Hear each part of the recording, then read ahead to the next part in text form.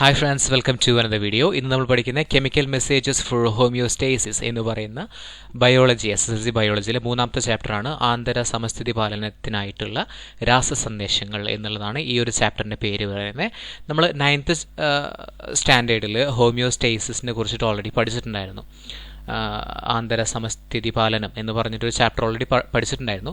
So ഇതിന് വേണ്ടിയിട്ടുള്ള chemical മെസ്സേജസിനെ കുറിച്ചിട്ടാണ് ഇന്ന് ഈ ചാപ്റ്ററിൽ അല്ലെന്നുണ്ടെങ്കിൽ ഈ ഒരു ചാപ്റ്ററിൻ്റെ കണ്ടൻറ്റ് വരുന്നത് ഇതാണ്. ഓക്കെ, സോ ഇവിടെ നമുക്ക് രണ്ട് ചിത്രങ്ങൾ കാണാനായിട്ട് സാധിക്കും. രണ്ട് ചിത്രമല്ല, ഒരു ചിത്രം കാണാൻ പറ്റും. അതിൽ രണ്ട് വ്യക്തികളുണ്ട്. ഒരാൾ നല്ല ഹൈറ്റ് ഉണ്ട്, ഒരാളാണെന്നുണ്ടെങ്കിൽ വളരെ ഹൈറ്റ് കുറവാണ്. അപ്പോൾ ഒരു കുട്ടി ചോദിക്കുന്നു, how is it that there is so much difference in height between the two. ഇവർ തമ്മിൽ ഹൈറ്റിൽ നല്ല വ്യത്യാസം ഉണ്ടല്ലോ, ഇതെങ്ങനെയാണെന്ന് ഒരു കുട്ടി ചോദിക്കുന്നത്. അപ്പോൾ മറ്റേ കുട്ടി പറയുന്നു, teacher said that it is a hormone related issue. Teacher പറയുന്നത് എന്താ വെച്ച് കഴിഞ്ഞാൽ ഇതെന്തോ ഒരു ഹോർമോണിലുള്ള പ്രശ്നം തകരാറ് മൂലമാണ് ഇങ്ങനെ ഉണ്ടാവുന്നത് എന്ന് പറഞ്ഞിട്ടുള്ളത്. ഓക്കെ, ശരിക്കും പറഞ്ഞാൽ എല്ലാവരും ഒരേ ഹൈറ്റൊക്കെ ഉണ്ടാവേണ്ടതല്ല, പക്ഷേ എന്തുകൊണ്ടാണ് ഇങ്ങനെ ചിലർ നല്ല ഹൈറ്റും ചിലർ വളരെ ഹൈറ്റ് കുറവും. Okay, did you notice the conversation between Nino and Sina about the picture on the science club notice board? അപ്പോൾ സയൻസ് ക്ലബിലുള്ള നോട്ടീസ് ബോർഡിനെ കുറിച്ചിട്ടാണ് അവർ സംസാരിക്കുന്നത്. Have you heard of hormones? അപ്പോൾ ഹോർമോൺസിനെ കുറിച്ചിട്ട് നമ്മൾ കേട്ടിട്ടില്ലേ? Which are the hormones you know list dum? അപ്പോൾ ഏതൊക്കെ ഹോർമോൺസിനെ കുറിച്ച് നമുക്കറിയാം എന്നുള്ളതാണ് ചോദിക്കുന്നത്. ഏതൊക്കെ അറിയാം നമുക്ക് മെയിൽ ഹോർമോൺ ആയിട്ടുള്ള ടെസ്റ്റോസ്റ്റിറോണിനെ കുറിച്ച് അറിയാം, ഈസ്ട്രജൻ, പ്രൊജസ്ട്രോൺ, ഇത്തരത്തിലുള്ള ഹോർമോൺസിനെ കുറിച്ചിട്ടൊക്കെ നമ്മൾ മുൻപ് പഠിച്ചിട്ടുണ്ട്. Okay, so the endocrine system is an organ system that controls and coordinates all activities in the body. Okay, മനുഷ്യ ശരീരത്തിലെ നോക്കുക, the endocrine system is an organ system. Endocrine system എന്ന് പറയുന്നത് ഒരു ഓർഗൻ സിസ്റ്റമാണ്. അതാണ് നമ്മുടെ ശരീരത്തിലെ എല്ലാ ടൈപ്പ് ആക്ടിവിറ്റീസും കോർഡിനേറ്റ് ചെയ്യുന്നതും അതുപോലെ തന്നെ കൺട്രോൾ ചെയ്യുന്നതും അതുപോലെ തന്നെ എല്ലാം ഡീൽ ചെയ്യുന്നത് എന്താണ്? എൻഡോക്രൈൻ സിസ്റ്റം എന്ന് പറയുന്ന ഒരു സിസ്റ്റമാണ്. This system includes endocrine glands and their secretions called hormones. അപ്പോൾ ഈ ഒരു സിസ്റ്റത്തിൽ എൻഡോക്രൈൻ ഗ്ലാൻസും ഉൾപ്പെട്ടിട്ടുണ്ട്, അതുപോലെ തന്നെ ആ ഗ്ലാൻസ് ഉൽപ്പാദിപ്പിക്കുന്ന ഹോർമോൺസും ഉൾപ്പെട്ടിട്ടുണ്ട്. Hormones are chemical messengers that regulate cellular activities. സെല്ലിൻ്റെ ആക്ടിവിറ്റീസ് റെഗുലേറ്റ് ചെയ്യുന്ന മെസ്സഞ്ചേഴ്സാണ് അല്ലെങ്കിൽ കെമിക്കൽ മെസ്സഞ്ചേഴ്സാണ് നമ്മുടെ ഹോർമോൺസ് എന്ന് പറയുന്നത്. അപ്പോൾ ഹോർമോൺ എന്താണെന്നുള്ളത് മനസ്സിലായല്ലോ. നമ്മുടെ ഓവറോൾ ബോഡി ആക്ടിവിറ്റി കൺട്രോൾ ചെയ്യുന്ന സിസ്റ്റമാണ് എൻഡോക്രൈൻ സിസ്റ്റം എന്ന് പറയുന്നത്. അപ്പോൾ എൻഡോക്രൈൻ സിസ്റ്റത്തിൽ ഉള്ള എൻഡോക്രൈൻ ഗ്ലാൻസും അതിൻ്റെ സെക്രേഷനായിട്ടുള്ള ഹോർമോൺസും ഒക്കെ കൂടിയിട്ടാണ് എന്ത് ചെയ്യുന്നത്? നമ്മുടെ ബോഡിയിലത്തെ പ്രവർത്തനങ്ങളൊക്കെ കൺട്രോൾ ചെയ്യപ്പെടുന്നത്. Hormones are chemical messengers that regulate cellular activities. അടുത്ത പറയുന്ന endocrine glands do not have particular ducts to carry hormones to various tissues. Okay, അപ്പോൾ എൻഡോക്രൈൻ ഗ്ലാൻഡിൽ നിന്നാണ് ഉൽപ്പാദിപ്പിക്കപ്പെടുന്നത്? ഹോർമോൺസ് ഉൽപ്പാദിപ്പിക്കപ്പെടുന്നത്. പക്ഷേ ഹോർമോൺസ് ഉൽപ്പാദിപ്പിക്കപ്പെട്ടിട്ട് അത് കണ്ടക്ട് ചെയ്യാൻ വേറെ സ്ഥലത്തേക്ക് കൊണ്ടുപോകാനായിട്ട് പ്രത്യേകിച്ച് എന്തില്ല? ഗ്ലാൻസ് ഇല്ല, അല്ലെങ്കിൽ ഗ്ലാൻസ് ഉൽപ്പാദിപ്പിക്കുന്നത് ഡക്ട്സ് ഇല്ല, അതായത് നാളികളില്ല. ഇപ്പോൾ നമ്മളിപ്പോൾ ബ്ലഡ് ഒഴുകാനായിട്ട് നമുക്ക് ബ്ലഡ് വെസൽസ് ഉണ്ട്, അതുപോലെയുള്ള കാര്യങ്ങളൊന്നും ഹോർമോൺ ഒഴുകാനായിട്ടില്ല. അതുകൊണ്ട് തന്നെ hence they are known as ductless glands. അതുകൊണ്ട് തന്നെ ഇവയെ അറിയപ്പെടുന്നത് നാളീരഹിത ഗ്ലാൻസ് എന്നാണ് അറിയപ്പെടുന്നത്. Okay, hormones are transported through blood. Hormones transport ചെയ്യപ്പെടുന്നത് എപ്പോഴും എന്തിലൂടെയാണ്? ബ്ലഡിലൂടെയാണ്. അല്ലാതെ അവയ്ക്ക് ഒഴുകാനായിട്ട് പ്രത്യേകിച്ച് വെയിൻസോ അതുപോലെയുള്ള കാര്യങ്ങളൊന്നുമില്ല എന്നുള്ളതാണ്. Do the hormones transported through blood function in all cells. അപ്പോൾ നമ്മൾ പറഞ്ഞു ബ്ലഡിലൂടെയാണ് ഹോർമോൺസ് ട്രാൻസ്പോർട്ട് ചെയ്യപ്പെടുന്നത്. അങ്ങനെയാണെങ്കിൽ ശരീരത്തിൻ്റെ എല്ലാ കലകളിലും എല്ലാ സെല്ലുകളിലും ഇത് പ്രവർത്തിക്കുമോ? എല്ലാ സ്ഥലത്തും പോയിട്ട് ഹോർമോൺസ് വർക്ക് ചെയ്യുമോ എന്നുള്ളതാണ് ചോദിക്കുന്നത്. Observe the description and illustration 3.1 given below and discuss on the basis of indicators. Note down the inference in the science diary. അപ്പോൾ മനസ്സിലാക്കേണ്ടത് ഹോർമോൺസ് എല്ലാ സ്ഥലത്ത് പോയിട്ടൊന്നും പ്രവർത്തിക്കില്ല. ഹോർമോൺസിന് പ്രവർത്തിക്കാനായിട്ട് ഏത് സ്ഥലത്താണോ ആ ഹോർമോൺ ആവശ്യമുള്ളത് അവിടെ ആ ഹോർമോൺസിന് മാത്രം റിസീവ് ചെയ്യാനായിട്ടുള്ള ടാർഗറ്റ് സെൽസ് ഉണ്ടാവും. ആ ടാർഗറ്റ് സെല്ലിൽ മാത്രമേ ഹോർമോൺസ് പ്രവർത്തിക്കുള്ളൂ. ഓക്കെ, അപ്പോൾ താഴെ എഴുതിയിട്ടുണ്ട് hormones to target cells.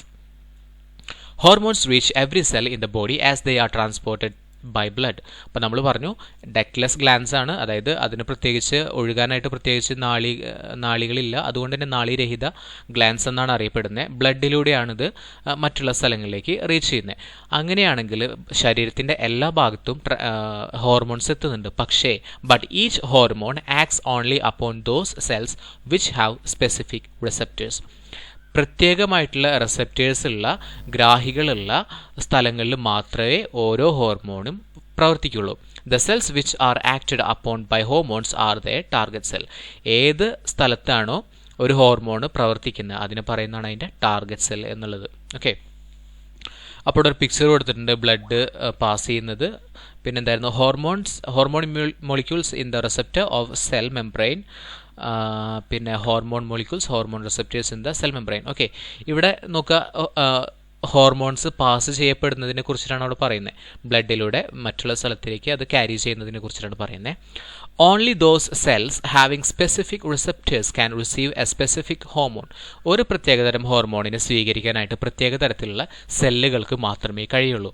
Each hormone molecules binds with the receptor to form a hormone receptor complex. അപ്പോൾ ഓരോ ഹോർമോണും റിസെപ്റ്ററുമായിട്ട് ബൈൻഡ് ചെയ്തതിന് ശേഷം കൂടിച്ചേർന്നിട്ട്, ഇപ്പോൾ നമ്മൾ ആ ചിത്രത്തിലുണ്ടല്ലേ hormone molecules in the receptors of cell membrane, അങ്ങനെ കൂടിച്ചേർന്നിട്ട് ഒരു ഹോർമോൺ റിസെപ്റ്റർ കോംപ്ലക്സ് ഉണ്ടാവുന്നുണ്ട്.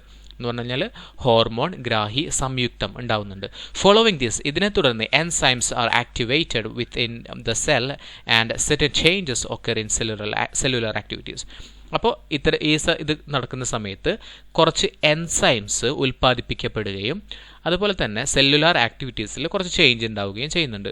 ഓക്കെ, ഇനി ഡൈജഷനെ കുറിച്ചിട്ടാണ് പറയുന്നത്. ആഫ്റ്റർ ഡൈജഷൻ, നമ്മൾ ഡൈജഷനെ കുറിച്ചിട്ട് ഓൾറെഡി പറഞ്ഞിട്ടുണ്ട്. നമ്മൾ ഭക്ഷണം കഴിക്കുന്നത് നമുക്ക് വർക്ക് ചെയ്യാനായിട്ടുള്ള എനർജി കിട്ടാനായിട്ടാണ്, പിന്നെ ഗ്രോത്തിന് വേണ്ടിയിട്ടാണ്, ഡെവലപ്മെൻറ്റ് വേണ്ടിയിട്ടാണ്.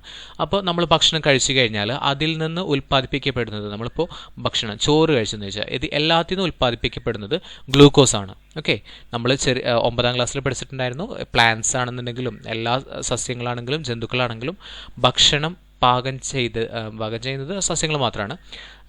ഭക്ഷണം ഉണ്ടാക്കുക മീൻസ് ഫോട്ടോസിന്തസിസ് വഴി ചെയ്യുന്നത് പ്ലാന്റ്സ് മാത്രമാണ്.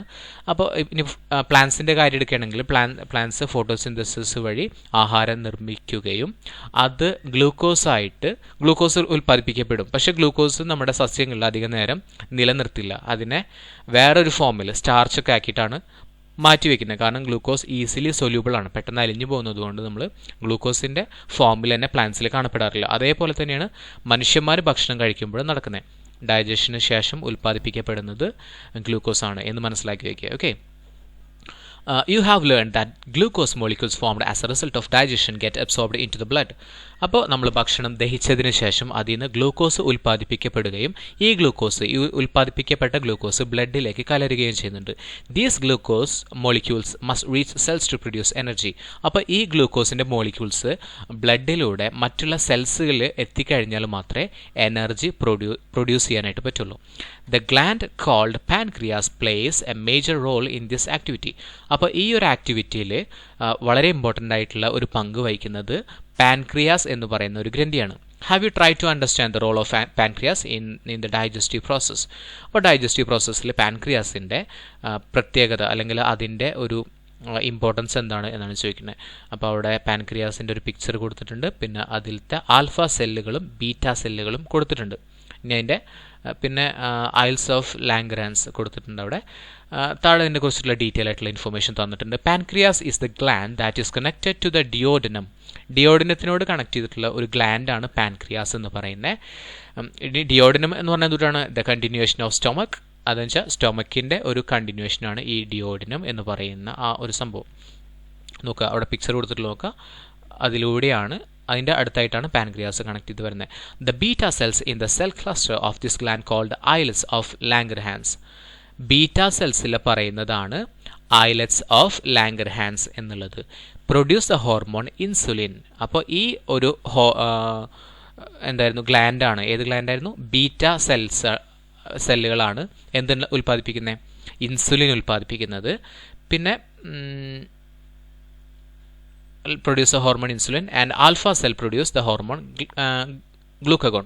ആൽഫ സെൽസ് ഗ്ലൂക്കഗോണും ബീറ്റ സെൽസാണ് ഇൻസുലിനും പ്രൊഡ്യൂസ് ചെയ്യുന്നത്. ഇപ്പോൾ ബീറ്റ ഇൻസുലിൻ, ആൽഫ ഗ്ലൂക്കഗോൺ മനസ്സിലാക്കി വയ്ക്കുക. Okay, illustration, analyse illustration 3.2 and underline understand the action of these hormones. അപ്പോൾ ഈ ഒരു ഹോർമോണിൻ്റെ പ്രവർത്തനം മനസ്സിലാക്കാനാണ് പറഞ്ഞിട്ടുള്ളത്. ഓക്കെ, അപ്പോൾ ഇൻസുലിൻ പ്രൊഡ്യൂസ് ചെയ്യുന്നത് ബീറ്റ കോശങ്ങളാണ്, ആൽഫ കോശങ്ങളാണ് ഗ്ലൂക്കഗോൺ പ്രൊഡ്യൂസ് ചെയ്യുന്നത്. ഓക്കെ, അപ്പോൾ ഇൻസുലിൻ നോക്കാം. Cellular uptake of glucose molecules, പിന്നെ converts glucose into glycogen in the liver and muscles. Okay, രണ്ട് പ്രവർത്തനങ്ങളാണ് ഇൻസുലിൻ ചെയ്യുന്നത്.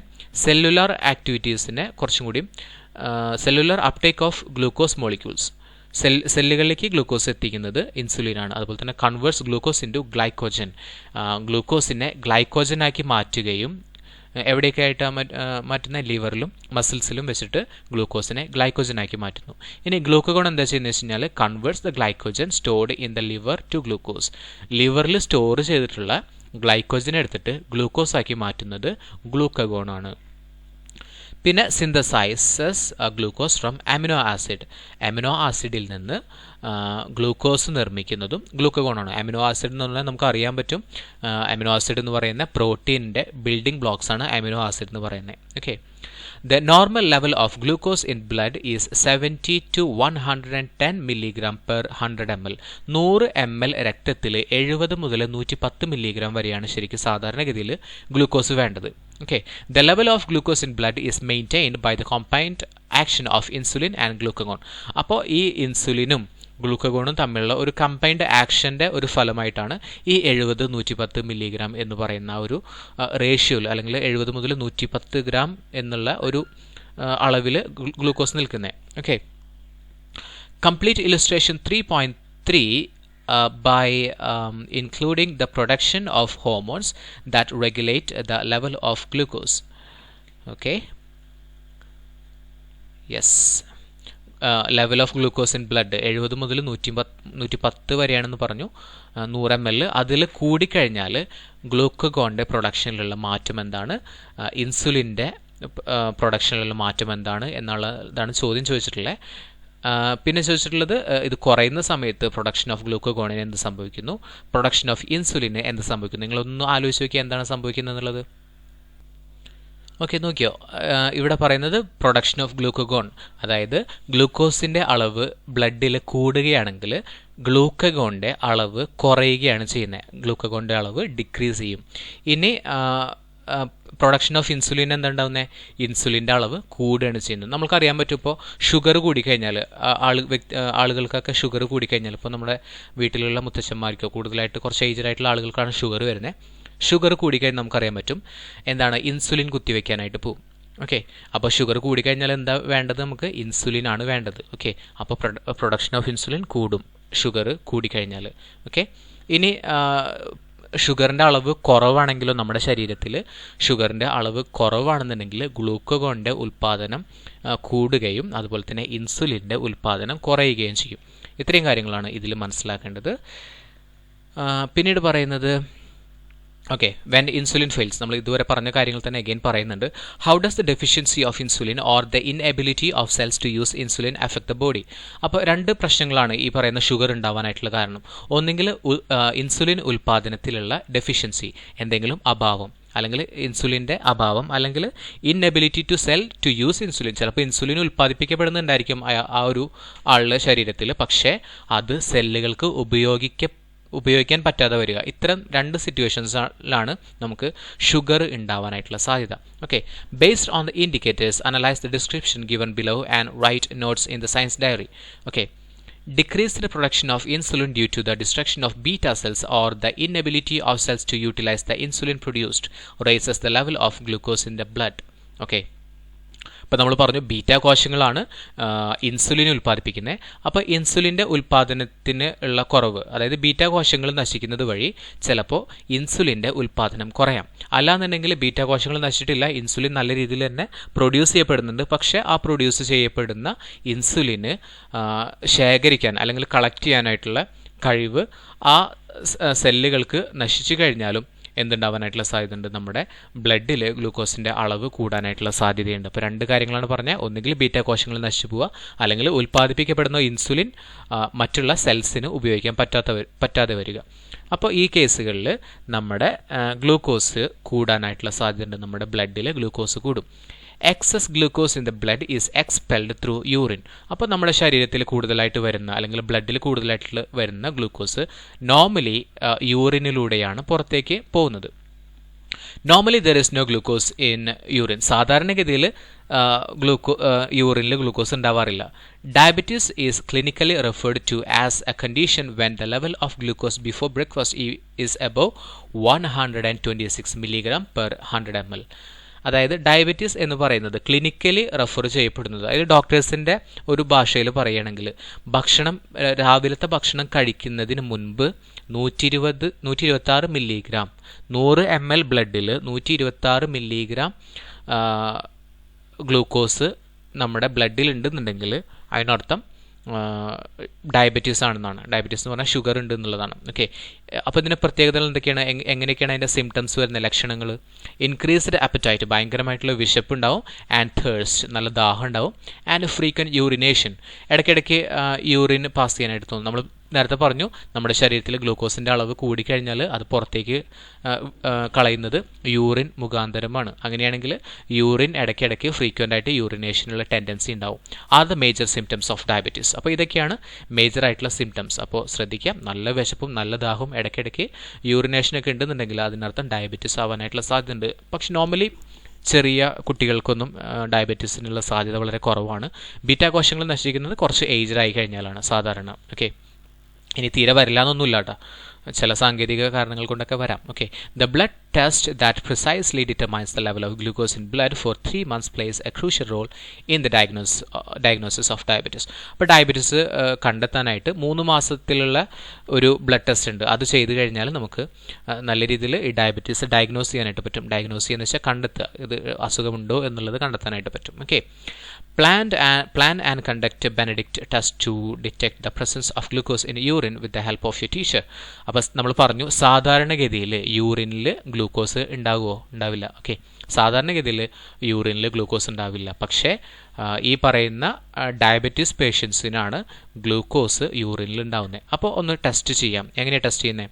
Take 2 ml of sample in a test tube. അപ്പോൾ 2 ml യൂറിൻ എടുക്കുക ഒരു ടെസ്റ്റ് ട്യൂബിൽ. Add 2 ml Benedict solution into it.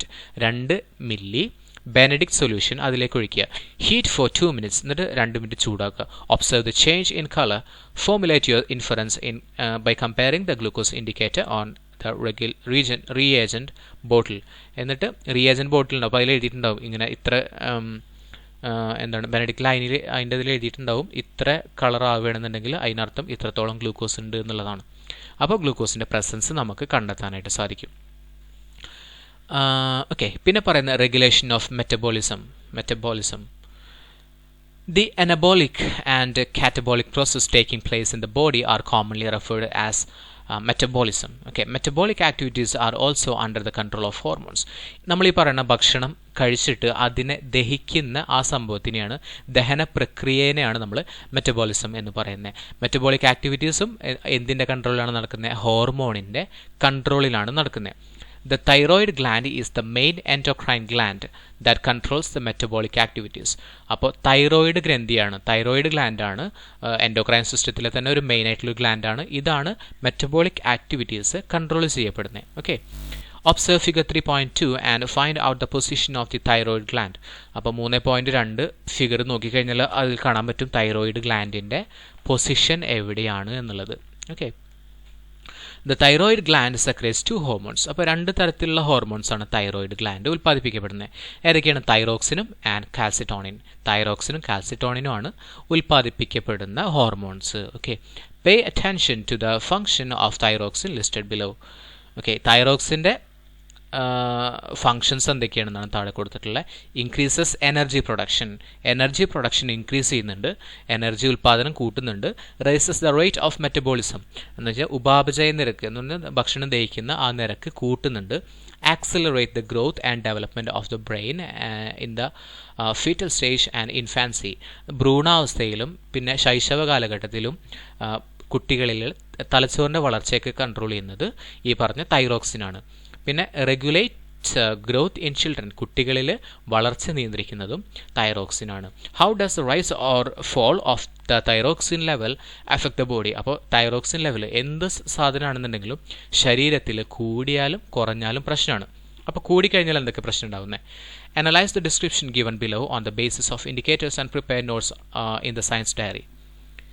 അപ്പോൾ അവിടെ രണ്ട് കാര്യങ്ങൾ കൊടുത്തിട്ടുണ്ട്, hypothyroidism and hyperthyroidism. Okay, and before that ഒരു കാര്യം മനസ്സിലാക്കി വെക്കുക. ഹൈപ്പോ എന്ന് പറഞ്ഞാൽ എന്താണ്? താഴെ എന്നുള്ളതാണ് ഹൈപ്പോൻ്റെ അർത്ഥം വരുന്നത്. നമ്മൾ പറഞ്ഞു തലാമസ്, തലാമസ് എന്ന് പറഞ്ഞാൽ അതിൻ്റെ താഴെയാണ്, പിന്നെ എന്ത് വരുന്നത്? Hypo thalamus. അപ്പോൾ ഹൈപ്പോയുടെ അർത്ഥം എന്നിട്ടാണ് താഴെ. അപ്പോൾ കുറയുമ്പോഴാണ് എന്ത് വരുന്നത്?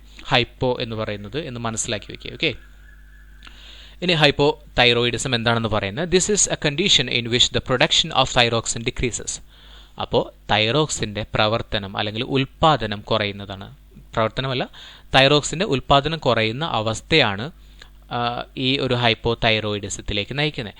The decrease in production of thyroxine during the fetal stage or infancy, ശൈശവ കാലഘട്ടത്തിലോ അല്ലെന്നുണ്ടെങ്കിൽ ഭ്രൂണാവസ്ഥയിലോ, നമ്മൾ ഈ കുട്ടികൾ വളരെ വോമിൽ എന്താ പറയുന്നത്, ഗർഭപാത്രത്തിലിരിക്കുന്ന സമയത്ത് തൈറോക്സിൻ്റെ ഉൽപ്പാദനം വളരെ കുറവാണെന്നുണ്ടെങ്കിൽ hinders proper physical and mental development. എന്തുണ്ടാവില്ല? നല്ല രീതിയിലുള്ള ഫിസിക്കലോ മെൻ്റലോ ആയിട്ടുള്ള ഡെവലപ്മെൻറ്റ് ഉണ്ടാവില്ല. ശരീരം വളരില്ല, മനസ്സും വളരില്ല. This condition is cretinism. അപ്പോൾ ഇതിനെ പറയുന്നതാണ് ക്രെറ്റിനിസം. ക്രെറ്റിനിസം എന്താണ്? ഹൈപ്പോ തൈറോയിഡിസം ആണ് എന്ന് പറഞ്ഞാൽ തൈറോക്സിൻ്റെ ഉൽപ്പാദനം കുറയുന്നതാണ്. എപ്പോൾ? ശൈശവാവസ്ഥയിലോ അല്ലെങ്കിൽ ഭ്രൂണാവസ്ഥയിലോ. ഓക്കെ, അപ്പോൾ ഫിസിക്കലായിട്ടുള്ള മെൻ്റലായിട്ടുള്ള ഡെവലപ്മെൻറ്റ് ഉണ്ടാവില്ല. ഓക്കെ, ഇനി prolong deficiency of thyroxine in adults leads to condition called myxoedema. അതായത് ഒരുപാട് കാലത്തേക്ക് തൈറോക്സിൻ്റെ ഉൽപ്പാദനം വളരെ കുറവാണെന്ന് ഇരിക്കുക. അങ്ങനെയാണെങ്കിൽ മുതിർന്ന ആളുകളിൽ കാണപ്പെടുന്ന ഒരു അസുഖമാണ് മിക്സിഡെമ എന്ന് പറയുന്നത്. ലോ മെറ്റബോളിക് റേറ്റ്, ഉപാപചയ നിരക്ക് വളരെ കുറവായിരിക്കും. വെച്ചാൽ ഭക്ഷണം കഴിച്ചാലും പെട്ടെന്നൊന്നും ദഹിക്കില്ല. സ്ലഗിഷ്നെസ്, ഭയങ്കര ഒരു മന്ദത. ഇൻക്രീസ് ഇൻ ബോഡി വെയ്റ്റ്, ഭയങ്കരമായിട്ടുള്ള ശാരീരികമായിട്ടുള്ള വളർച്ച ശരീരഭാരം കൂടുന്നതാണ്. ഹൈപ്പർ ടെൻഷൻ, ഹൈപ്പർ ടെൻഷൻ എന്തായിരിക്കും? അപ്പോൾ ഹൈപ്പോ ടെൻഷനും പ്രഷർ കൂടുന്നതിനെയാണ് ഹൈപ്പർ ടെൻഷൻ എന്ന് പറയുന്നത്. Okay, inflammation in body tissues are the major symptoms of this disorder. പിന്നെ ശരീരത്തിൻ്റെ ഭാഗങ്ങളിൽ ഉണ്ടാക്കുന്ന നീരും കാര്യങ്ങളൊക്കെ ഇതിൻ്റെ ഉള്ള ലക്ഷണങ്ങളാണ്. ഇനി ഹൈപ്പർ തൈറോയിഡിസം എന്താണ്? ഹൈപ്പർ എന്ന് വെച്ച് കഴിഞ്ഞാൽ നമുക്കറിയാം കൂടുന്നതാണ്, തൈറോക്സിൻ്റെ ഉൽപ്പാദനം കൂടുന്നതാണ് obviously. So this is the condition in which all life activities controlled by thyroxine accelerate due to the continuous and excessive production of thyroxine. അപ്പോൾ തൈറോക്സിൻ്റെ ഉൽപ്പാദനം കൂടുന്ന സമയത്ത് ഉപാപചയ നിരക്കും ബാക്കിയുള്ള എല്ലാ കാര്യങ്ങളും ഭയങ്കര ഫാസ്റ്റ് ആവുന്ന ഒരവസ്ഥയാണ് ഹൈപ്പർ തൈറോയിഡിസം എന്ന് പറയുന്നത്. അപ്പോൾ ഹൈ മെറ്റബോളിക് റേറ്റ്, നമ്മൾ ഭക്ഷണം കഴിച്ച് കഴിഞ്ഞാൽ അപ്പം തന്നെ ദഹിച്ചു പോവും, പിന്നെ ഭയങ്കര വിശപ്പായിരിക്കും. റൈസ് ഇൻ ബോഡി ടെമ്പറേച്ചർ, ശരീരത്തിൽ ഭയങ്കരമായിട്ടുള്ള ടെമ്പറേച്ചർ കൂടുതലായിരിക്കും.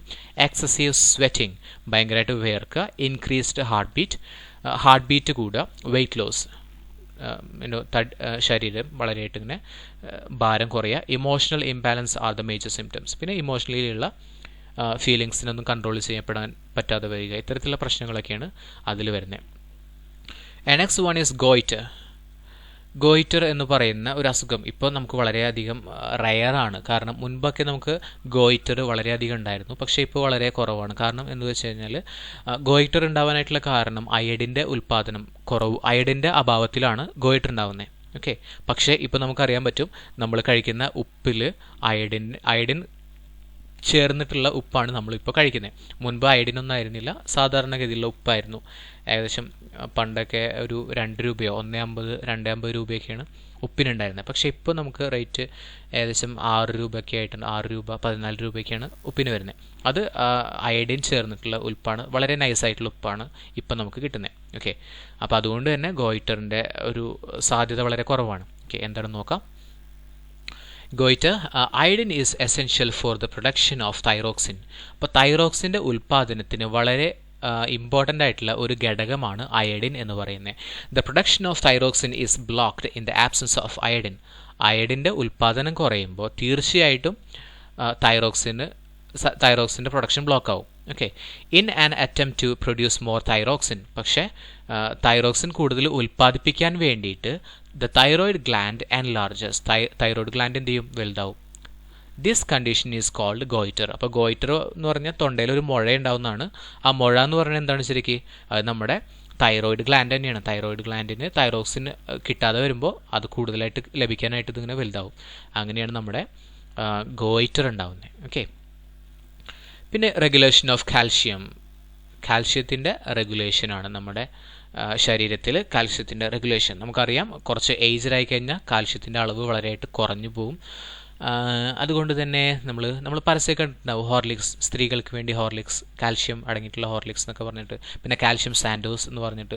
സ്ത്രീകളിൽ വളരെയധികം കാൽഷ്യം കുറയാനായിട്ടുള്ള ടെൻഡൻസി ഉണ്ട് കുറച്ചൊരു 35 ഏജിന് ശേഷം.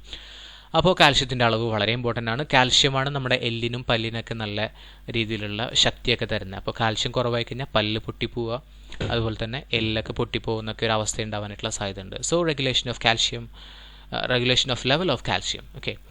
The normal level of calcium in blood is 9 to 11 milligram per 100 ml. 100 ml 9 മുതൽ 11 മില്ലിഗ്രാം വരെയാണ് കാൽഷ്യത്തിൻ്റെ അളവുണ്ടായിരിക്കേണ്ടത് സാധാരണഗതിയിൽ. When the level of calcium in blood increases, പക്ഷേ കാൽഷ്യത്തിൻ്റെ ലെവൽ ബ്ലഡിൽ കൂടുന്ന സമയത്ത് the thyroid gland secretes a hormone named calcitonin. Thyroid gland വേറൊരു ഹോർമോൺ പ്രൊഡ്യൂസ് ചെയ്യും. ഇതിനെ പറയുന്നതാണ് കാൽസിറ്റോണിൻ. അപ്പോൾ കാൽസിറ്റോണിൻ എന്ത് ചെയ്യും? It lowers the level of calcium in blood. Calcitonin നമ്മുടെ ബ്ലഡിലത്തെ കാൽഷ്യത്തിൻ്റെ അളവ് കുറയ്ക്കും. What happens if there is a decrease in the level of calcium in blood? ഇനി കാൽഷ്യത്തിൻ്റെ അളവ് കുറയണമെങ്കിലോ? അപ്പോൾ നോക്കുക, the parathyroid gland situated behind the thyroid gland. Thyroid ഗ്ലാൻഡിൻ്റെ പുറകിലായിട്ട് പാരാതൈറോയിഡ് എന്ന് പറയുന്ന ഒരു ഗ്ലാൻഡ് സിറ്റുവേറ്റ് ചെയ്തിട്ടുണ്ട്. ഇത് സെക്രേറ്റ് ചെയ്യുന്ന ഒരു ഹോർമോണാണ് parathormone. Okay. This hormone increases the level of calcium in blood. Okay. അപ്പോൾ പാരാതോർമോൺ എന്ത് ചെയ്യുന്നുണ്ട്?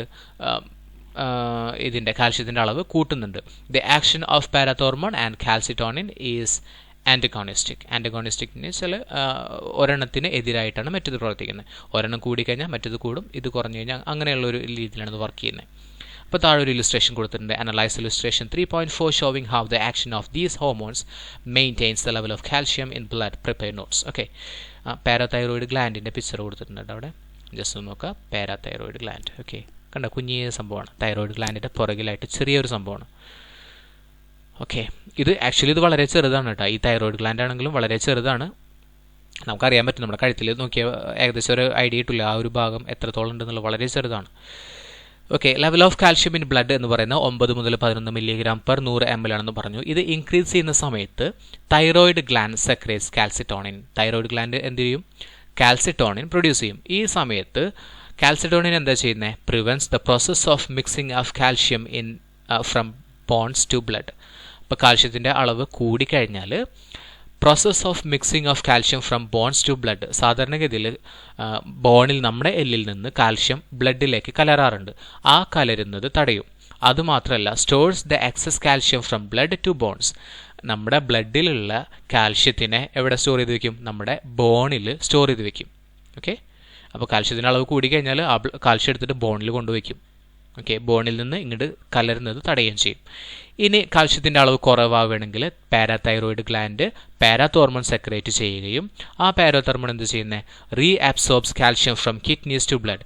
കിഡ്നിയിൽ നിന്ന് ബ്ലഡിലേക്ക് കാൽഷ്യത്തിനെ റീ അബ്സോർബ് ചെയ്യപ്പെടും. പിന്നെ prevents the storage of calcium in bones.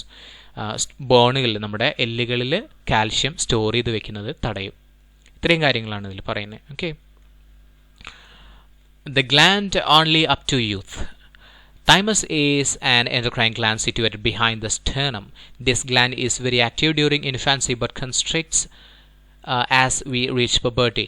This gland produces a hormone called thymosin. It is also known as the youth hormone. The major function of this gland is to control the activities and maturation of T lymphocyte, which help to impart immunity. Okay. ഒരു ഗ്ലാൻഡിനെ കുറിച്ച് പറയുന്നുണ്ട്. Thymus എന്ന് പറയുന്ന ഒരു gland ഉണ്ട്. അത് നമ്മുടെ സ്റ്റേണത്തിനോട്, അതായത് നെഞ്ചിൻ്റെ പുറകിലായിട്ടാണ് കാണപ്പെടുന്നത്. This gland is very active. Infancy, വളരെ കുട്ടിയായിരിക്കുന്ന സമയത്ത് ഈ ഗ്ലാൻഡ് വളരെ ആക്റ്റീവ് ആയിരിക്കും. പിന്നെ നമ്മുടെ ഒരു കൗമാരപ്രായമാവുന്ന സമയത്ത് അത് ഇല്ലാതായി പോകും. This gland produces A hormone call thymosin. ഇത് ഉൽപ്പാദിപ്പിക്കപ്പെടുന്ന ഹോർമോണാണ് തൈമോസിൻ എന്ന് പറയുന്നത്. ഇതിനെ യൂത്ത് ഹോർമോൺ എന്നും അറിയപ്പെടുന്നുണ്ട്. അപ്പോൾ യൂത്ത് ഹോർമോൺ എന്നറിയപ്പെടുന്ന വേറെ ഹോർമോൺ ഏതാണ്? തൈമോസിനാണ്. ഓക്കെ, അപ്പോൾ ഇതിൻ്റെ ഫംഗ്ഷൻ എന്താണെന്ന് വെച്ച് കഴിഞ്ഞാൽ the major function of this gland is to control the activities and maturation of T lymphocyte. Okay, T ലിംഫോസൈറ്റിൻ്റെ മെച്യൂരിറ്റിക്കൊക്കെയാണ് ഇതിന് സഹായിക്കുന്നത്. ടി ലിംഫോസൈറ്റിൻ്റെ പ്രത്യേകത നമുക്ക് അറിയാൻ പറ്റും. ബി ലിംഫോസൈറ്റ്, ടി ലിംഫോസൈറ്റ് നമ്മൾ പഠിച്ചിട്ടുണ്ടാവും. ടി ലിംഫോസൈറ്റിന് മാത്രമാണ് ക്യാൻസർ സെല്ലിനെ പ്രതിരോധിക്കാനുള്ള കഴിവുള്ളത്. ഓക്കെ, അല്ലെങ്കിൽ ക്യാൻസർ സെല്ലിനെ നശിപ്പിക്കാനുള്ള കഴിവുള്ളത് ടി ലിംഫോസൈറ്റിന് മാത്രമാണ്. ഓക്കെ, അതാണ് നമ്മുടെ ഇമ്മ്യൂണിറ്റി വർദ്ധിപ്പിക്കുന്നത്. ഇമ്മ്യൂണിറ്റി വെച്ചാൽ രോഗപ്രതിരോധ ശേഷി. ഇനി പറയുന്നത് during emergencies the hormone secreted by the adrenal gland equip the body to act during emergencies. Prepare notes on the position and peculiarities of the gland using illustration 3.5 and indicators. Okay, അപ്പോൾ നമ്മളിവിടെ പറയുന്നത് adrenal ഗ്ലാൻഡിനെ കുറിച്ചിട്ടാണ്. Adrenal gland നമ്മൾ പഠിച്ചിട്ടുണ്ട്. Adrenaline എന്ന് പറയുന്ന ഒരു gland. ഇപ്പോൾ നമ്മൾ ഒരു പെട്ടെന്നൊരു നായനെ കണ്ടെന്ന് വെച്ചോ. അപ്പം നായനെ കണ്ടു കഴിഞ്ഞാൽ നമുക്ക് 2 ഓപ്ഷൻസ് ഉണ്ട്. ഒന്നുകിൽ ഓടാൻ പാടില്ല നായനെ കണ്ടു കഴിഞ്ഞാൽ പിന്നെ ഓടി വരും. അപ്പോൾ എന്ത് ചെയ്യാം? അല്ലെങ്കിൽ കല്ലെടുത്തറിയാം. ഓക്കെ, അപ്പോൾ രണ്ടായാലും നമ്മൾക്ക് അതിന് വർക്ക് ചെയ്യാനായിട്ടുള്ള ഒരു എന്താ പറയുന്ന ഒരു ഇമ്പൾസ് തരുന്ന അഡ്രിനൽ ഗ്ലാൻഡാണ്, അല്ലെങ്കിൽ അഡ്രിനാലിൻ എന്ന് പറയുന്ന ഒരു ഹോർമോണാണ്. അല്ലാന്നുണ്ടെങ്കിൽ ടീച്ചർ ഇപ്പോൾ കുട്ടികളോട് ചോദ്യം ചോദിക്കുന്നുണ്ട് എന്ന് വിചാരിക്കുക. നമ്മുടെ അടുത്തെത്താനാകുമ്പോൾ നമ്മൾ ആകെ വേർക്കും. ചോദ്യം അറിഞ്ഞിട്ടില്ലെങ്കിൽ, അതിൻ്റെ ചോദ്യമല്ല, ഉത്തരം അറിഞ്ഞിട്ടില്ലെങ്കിൽ നമ്മൾ ആകെ വേർക്കും, പേടിക്കും. ഇതൊക്കെ നടക്കുന്നത് അഡ്രിനാലിൻ്റെ പ്രവർത്തന ഫലമായിട്ടാണ്. ഓക്കെ, അപ്പോൾ അഡ്രിനൽ ഗ്ലാൻഡ് എവിടെയാണെന്നൊക്കെ ഒന്ന് നോക്കാം. അപ്പോൾ കിഡ്നിയുടെ മേലെയാണ് അത് കൊടുത്തിട്ടുള്ളത്. കണ്ട, കിഡ്നിയുടെ മേലെയായിട്ടാണ് ഗ്ലാൻഡ് കൊടുത്തിട്ടുള്ളത്. ഓക്കെ, ഓക്കെ, 2 ഭാഗങ്ങൾ കൊടുത്തിട്ടുണ്ട്. Inner medulla, outer cortex. Inner ഭാഗത്തിനെ മെഡുല എന്ന് പറയുന്നത്, ഔട്ടർ ഭാഗത്തിനെ കോർട്ടക്സ് എന്നാണ് പറയുന്നത്. അപ്പോൾ ഇന്നർ മെഡുലയിലുള്ളതാണ് എപ്പിനെഫ്രിനും നോർ എപ്പിനെഫ്രിൻ. ഓക്കെ, എപ്പിനെഫ്രിൻ എന്താ ചെയ്യുന്നത്? എപ്പിനെഫ്രിനെ പറയുന്നതാണ് അഡ്രിനാലിൻ എന്ന് പറയുന്നത്. Acts along with the sympathetic nervous system during emergency. Sympathetic nervous സിസ്റ്റത്തിനോട് കണക്ട് ചെയ്തിട്ടാണ് വർക്ക് ചെയ്യുന്നത്, എമർജൻസി ആയിട്ടുള്ള സിറ്റുവേഷൻസിൽ വർക്ക് ചെയ്യുന്നത്. Thus we can resist or withdraw ourselves from such situation. അപ്പോൾ അത്തരത്തിലുള്ള സിറ്റുവേഷനിൽ നിന്ന് ഒന്നുകിൽ എസ്കേപ്പ് ആവാനോ അല്ലാന്നുണ്ടെങ്കിൽ അവിടെ അതിനോട് എന്താ പറയുന്നത് ഫൈറ്റ് ചെയ്യാനൊക്കെ ആയിട്ട് നമുക്കതിനെ ഒരു ഫൈറ്റ് ഓർ ഫ്ലൈറ്റ് റെസ്പോൺസ് എന്ന് പറയും ഇതിനെ. ഫൈറ്റ് ഓർ ഫ്ലൈറ്റ്, ഒന്നുകിൽ ഇടിച്ച് ചൗറാക്കുക അല്ലാന്നുണ്ടെങ്കിൽ ഫ്ലൈറ്റ്, ഓടിപ്പോവുക, എസ്കേപ്പ് ആവുക എന്നുള്ള അർത്ഥമാണ്. അപ്പോൾ അതിനെ സഹായിക്കുന്നത് അഡ്രിനാലിനാണ്. ഓക്കെ, ആൻഡ് നോർ എപ്പിനെഫ്രിൻ എന്ന് പറയുന്നത് നോർ അഡ്രിനാലിൻ എന്നും അറിയപ്പെടുന്നുണ്ട്. ഇത് ആക്ട്സ് അലോങ് വിത്ത് എപ്പിനെഫ്രിൻ, എപ്പിനെഫ്രിനോട് കൂടെ തന്നെ ചേർന്ന് പ്രവർത്തിക്കുന്നതാണ്. പിന്നെ ഔട്ടർ കോർട്ടെക്സ് ഉൽപ്പാദിപ്പിക്കപ്പെടുന്ന ഹോർമോൺസ് ആണ് cortisol, aldosterone and sex hormones. Okay, അപ്പോൾ ഔട്ടർ ഭാഗമായിട്ടുള്ള കോർട്ടെക്സ് കേട്ടോ. The synthesis of glucose from protein and fat. അപ്പോൾ ഇതിൻ്റെ വർക്ക് എന്താണ്? സിന്തസിസ് ഓഫ് ഗ്ലൂക്കോസിൻ്റെ ഉൽപ്പാദനം. എന്തിൽ നിന്ന്? പ്രോട്ടീനിൽ നിന്നും ഫാറ്റിൽ നിന്നും ഗ്ലൂക്കോസിൻ്റെ ഉൽപ്പാദനം. ഗ്ലൂക്കോസ് എന്ന് പറയുന്നത് നമുക്ക് എനർജിയുടെ ഒരു സംഭവമാണെന്നുള്ളത് മനസ്സിലാക്കി വെച്ചാൽ മതി. പിന്നെ slows down the action of defence സെല്ലിൻ്റെ ആക്ഷൻസിനെ സ്ലോ ഡൗൺ ചെയ്യുന്നു. കൺട്രോൾസ് ഇൻഫ്ലമേഷൻ ആൻഡ് അലർജിയും കാര്യങ്ങളൊക്കെ കൺട്രോൾ ചെയ്യുന്നു. പിന്നെ ആൽഡോസ്റ്റിറോൺ അടുത്ത ഹോർമോണാണ്. Maintains the salt water level by acting in kidneys. Salt water level അത് കൺട്രോൾ ചെയ്യപ്പെടുന്ന അല്ലെങ്കിൽ മെയിൻറ്റെയിൻ ചെയ്യുന്നത് ഈ പറയുന്ന ആൽഡോസ്റ്റിറോൺ ആണ്. പിന്നെ പറയുന്നത് സെക്സ് ഹോർമോൺസ് ആണ്. സെക്സ് ഹോർമോൺസിൽ വരുന്നതാണ് എന്താ ചെയ്യുന്നത്? Controls the development and functions of sex organs. Sex ഓർഗൻസിൻ്റെ ഫങ്ഷൻസ് കൺട്രോൾ ചെയ്യുന്നതും അതുപോലെ തന്നെ ഡെവലപ്മെൻ്റ് ഒക്കെ നടത്തുന്നത് ഈ ഒരു സെക്സ് ഹോർമോൺസ് ആണ്. Okay, the action of epinephrine and norepinephrine prolongs body activities for a long time. When the sympathetic system gets stimulated, this hormone activity is an example for the coordinated activity of the nervous system and the endocrine system. Yes, and biological clock. Biological clock എന്ന് പറഞ്ഞു കഴിഞ്ഞാൽ നമുക്കറിയാം, നമുക്ക് സാധാരണ ഒരു 10 മണി 11 മണി ആയി കഴിഞ്ഞാൽ നമുക്ക് ഉറക്കം വരും. ഓക്കെ, പിന്നെ ഒരു 6 മണിയൊക്കെ 7 മണിയൊക്കെ നമുക്ക് ഉണർവ് വരും. ഇതൊക്കെ കൺട്രോൾ ചെയ്യപ്പെടുന്നത് ഒരു ഗ്രന്ഥിയുണ്ട്, പൈനിയൽ ഗ്രന്ഥി എന്ന് പറയുന്ന ഒരു ഗ്ലാൻഡാണ് ഇതൊക്കെ കൺട്രോൾ ചെയ്യപ്പെടുന്നത്. അതിനെക്കുറിച്ചിട്ടാണ് പറയുന്നത് biological clock. Okay, sleeping and waking up are examples for rhythmic bodily activities. അപ്പോൾ റിത്തമിക് ആയിട്ടുള്ള കറക്റ്റ് ടൈമിന് തന്നെ എണീക്കട്ടെ. നമ്മൾ അലാറം വെച്ചിട്ടുണ്ടെങ്കിലും വെച്ചിട്ടില്ലെങ്കിലൊക്കെ ഈ ഒരു സമയത്ത് നമുക്ക് എണീക്കാൻ പറ്റും. അലാറം എന്നല്ല പറയുക, അലാം എന്നാണ് പറയുക. Okay, whatever. These kinds of activities are controlled by the pineal gland. Okay, pineal ഗ്ലാൻഡാണ് ഇതൊക്കെ കൺട്രോൾ ചെയ്യുന്നത്. പൈനിയൽ ഗ്രന്ഥി seen at the centre of the ബ്രെയിനിൻ്റെ നടുവിലായിട്ടാണ് കാണപ്പെടുന്നത്. നടുവിൽ എന്ന് വെച്ച് കഴിഞ്ഞാൽ സെൻട്രലായിട്ടാണ് കാണപ്പെടുന്നത്. Melatonin, the hormone produces by this gland helps to maintain the rhythm of daily activities. അപ്പം മെലറ്റോണിൻ എന്ന് പറയുന്ന ഹോർമോണാണ് ഈ ഗ്ലാൻഡ് പ്രൊഡ്യൂസ് ചെയ്യുന്നത്. അപ്പോൾ മെലറ്റോണിൻ പ്രൊഡ്യൂസ് ചെയ്യുന്ന ഗ്ലാൻഡ് ഏതാണ്? പൈനിയൽ ഗ്ലാൻഡാണ് കേട്ടോ, പൈനിയൽ ഗ്രന്ഥി. ഓക്കെ, ആ മെലറ്റോണിനാണ് എന്ത് ചെയ്യുന്നത്? നമ്മുടെ ഡെയിലി ആക്ടിവിറ്റീസിൻ്റെ റിതം കൺട്രോൾ ചെയ്യുന്നത് ഇതാണ്. Okay, the production of melatonin is high at night and low during the day. അപ്പോൾ മെലറ്റോണിൻ്റെ ഉൽപ്പാദനം രാത്രി കാലങ്ങളിൽ കൂടുതലും പകൽ സമയങ്ങളിൽ കുറവാണ്. How does the presence of melatonin influence sleep and waking up? അപ്പോൾ മെലറ്റോണിൻ്റെ ഉൽപ്പാദനം കുറഞ്ഞു കഴിഞ്ഞാൽ എന്തുണ്ടാവുന്നു, കൂടിക്കഴിഞ്ഞാൽ എന്തുണ്ടാവും നോക്കാം. പിന്നെ ഇതെങ്ങനെയാണ് നമ്മുടെ സ്ലീപ്പിനെ, ഉറക്കത്തെ ബാധിക്കുന്നത്? അപ്പോൾ എന്ത് മനസ്സിലാക്കാൻ പറ്റും? രാത്രി മെലറ്റോണിൻ്റെ ഉൽപ്പാദനം കൂടുതലാണ്, വിച്ച് മീൻസ് മെലറ്റോണിൻ്റെ ഉൽപ്പാദനം കൂടിക്കഴിഞ്ഞാൽ നമുക്ക് ഉറക്കം വരും ഓബ്വിയസ്ലി, ആൻഡ് അത് കുറഞ്ഞു കഴിഞ്ഞാൽ നമുക്ക് ഉണർവ് വരും. Okay, and this hormone also controls the reproductive activities of organisms that have definite reproductive period. അപ്പോൾ ചില പ്രത്യേക റീപ്രൊഡക്റ്റീവ് പീരീഡുള്ള ജന്തുക്കളിൽ ഇത് തന്നെയാണ് ഈ റീപ്രൊഡക്റ്റീവ് ആക്ടിവിറ്റീസൊക്കെ കൺട്രോൾ ചെയ്യപ്പെടുന്നത്. പിന്നെ ബിഹൈൻഡ് ഗ്രോത്ത്, വളർച്ചയ്ക്ക് പിന്നിൽ എന്താണ്? Growth of the body takes place under the control of hormones. അപ്പോൾ ഹോർമോൺസിൻ്റെ പ്രവർത്തന ഫലമായിട്ടാണ് നമ്മുടെ ശരീരത്തിൻ്റെ വളർച്ച ഉണ്ടാകുന്നത്. The pituitary gland produces A hormone responsible for growth. അപ്പോൾ പിറ്റ്യൂട്ടറി ഗ്ലാൻഡാണ് വളർച്ചയ്ക്ക് ആവശ്യമായിട്ടുള്ള ഹോർമോൺസ് പ്രൊഡ്യൂസ് ചെയ്യുന്നത്, pituitary. Okay, analyze figure 3.7 and write down the structure and position of pituitary gland in the science diary. Okay, അപ്പോൾ നമ്മൾ thalamus പഠിച്ചു, hypothalamus പഠിച്ചു. തലാമസിന് തൊട്ട് താഴെയായിട്ടാണ് hypothalamus കാണുന്നതെന്ന് പറഞ്ഞു. അതിനടുത്തായിട്ടാണ് എന്ത് കാണുന്നത്? ഈ പറയുന്ന പിറ്റ്യൂട്ടറി കാണപ്പെടുന്നത്. ഓക്കെ, പോർട്ടൽ വെയിൻ ഉണ്ട്, അതിൽ anterior lobe of pituitary, nerve fibre, posterior lobe of pituitary, ഇതൊക്കെ അതിൽ കാണപ്പെടുന്നുണ്ട്. പിറ്റ്യൂട്ടറി ഗ്ലാൻഡിൻ്റെ പിക്ചറാണ്, ഫിഗറാണ് അവിടെ കൊടുത്തിട്ടുള്ളത്. The hormone that promotes growth of the body during its growth phase is the growth hormone somatotropin. അപ്പോൾ somatotropin എന്ന് പറയുന്ന ഒരു വളർച്ചാ ഹോർമോൺ, ഗ്രോത്ത് ഹോർമോൺ ആണ് കേട്ടോ. നോക്കുക, the hormone that promotes growth of the body during its growth phase is the growth hormone. അതിന് സൊമാറ്റോട്രോപ്പിനെ പറയുന്നത് ഗ്രോത്ത് ഹോർമോൺ എന്നുകൂടി പറയപ്പെടുന്നുണ്ട്. Analyse the description given below and draw inferences on how the variations in the production of this hormone affects growth. എങ്ങനെയാണ് ഈ ഒരു hormone വളർച്ചയെ ബാധിക്കുന്നത്? നമ്മൾ ആദ്യം ഈ ചാപ്റ്റർ തുടങ്ങുമ്പോൾ തന്നെ ഒരു പിക്ചർ കണ്ടിട്ടുണ്ടായിരുന്നില്ലേ? അപ്പോൾ അതിൻ്റെ ഒരു കാരണമാണ് ഇവിടെ കൊടുത്തിട്ടുള്ളത് കേട്ടോ. If the production of somatotropin എന്ന് പറയുന്ന ഗ്രോത്ത് ഹോർമോണാണ്, അതിൻ്റെ ഉൽപ്പാദനം കൂടിക്കഴിഞ്ഞാൽ increases during the growth phase. അപ്പോൾ ഗ്രോത്ത് ഫേസിൽ ഇതിൻ്റെ ഉൽപ്പാദനം വളരെ കൂടുതലായിരിക്കും. It leads to the excessive growth of the body. This condition is called gigantism. അപ്പോൾ വളർച്ചാ ഘട്ടത്തിൽ ഇതിൻ്റെ ഉൽപ്പാദനം കൂടിക്കഴിഞ്ഞാൽ ഇതിനെ ജൈജാൻറ്റിസം എന്നാണ് പറയുന്നത്. It leads to another stage called dwarfism when its production decreases during growth phase. Growth ഫേസിൽ, വളർച്ചാ കാലഘട്ടത്തിൽ ഇതിൻ്റെ ഉൽപ്പാദനം കൂടിക്കഴിഞ്ഞാൽ ജൈജാൻറ്റിസവും, വളർച്ചാ കാലഘട്ടത്തിൽ ഈ സൊമാറ്റോട്രോപ്പിൻ്റെ ഉൽപ്പാദനം കുറഞ്ഞു കഴിഞ്ഞാൽ ഡ്വാർഫിസവും ഉണ്ടാവും. എന്ന് വെച്ച് കഴിഞ്ഞാൽ വളരെ അധികം ഹൈറ്റ് കുറഞ്ഞ, നമ്മൾ ഉണ്ടപ്പക്രമൊക്കെ അല്ലേ ഫിലിമിലത്തെ, അതുപോലെയൊക്കെ ആവും.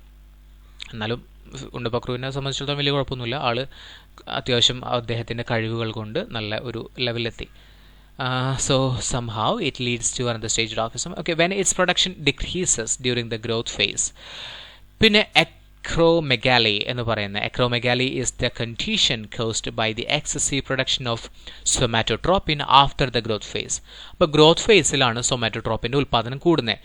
ഇനി ഗ്രോത്ത് ഫേസ് കഴിഞ്ഞു എന്ന് വിചാരിച്ചോ, അതിനുശേഷവും ഈ സൊമാറ്റോട്രോപ്പിൻ്റെ ഉൽപ്പാദനം കൂടിക്കഴിഞ്ഞാൽ എന്തുണ്ടാവുന്നത്?